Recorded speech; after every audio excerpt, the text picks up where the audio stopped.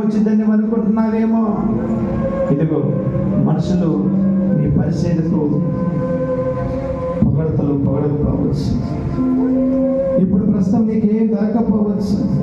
నువ్వు దేవుని కొరకు ఏం ప్రయాసపడుతున్నావు, ఎందుకొరకు దేవుని కొరకు నడుము కట్టుకున్నావు, ఎందుకొరకు దేవుని కొరకు సమర్పణ కలిగి ఐక్యత కలిగి అడుగులేస్తున్నావు.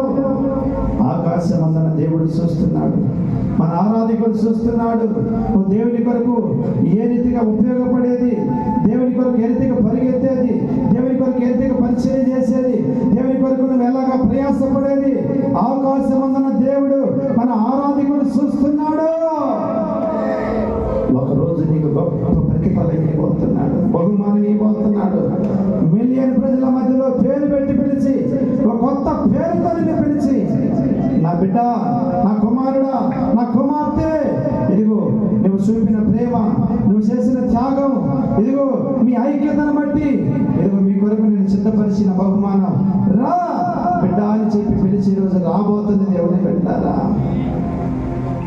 అప్పటి వరకు నీ శ్వాసాన్ని కాపాడుకో, ప్రేమ కలిగి బ్రతుకో, నిష్కపటమైన ప్రేమ కలిగి బ్రతుకో, నీకు ఇచ్చిన బాధ్యతలు స్మరించుకో, సంఘ సమాసాన్ని విడిచిపెట్టుకో.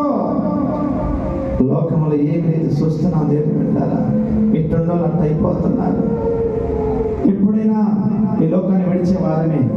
భూమి మీద బ్రతికినంత కాలము నీకు ఇచ్చిన బాధ్యతలు స్మరించుకో, నీ కుటుంబాన్ని స్మరించుకో తమ్ముడో, నీ కుటుంబాన్ని స్మరించుకో చెల్లి, నీ తల్లిదండ్రులు స్మరించుకో, నీ పిల్లల్ని స్మరించుకో తల్లిదండ్రులారా, సంఘ సమాసాన్ని స్మరించుకో. సమాసానికి దూరం కాదు దేవుని బిడ్డ.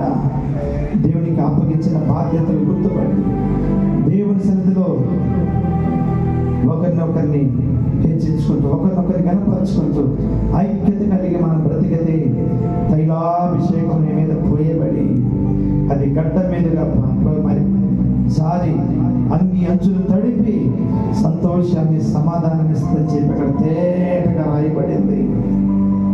ఈరోజు ఐక్యత లేక, ప్రేమ లేక, కుటుంబంలో సమాధానం లేక తలడిల్లుతున్నావేమో. నా దేవుడు నీతో మాట్లాడుతున్నాడు.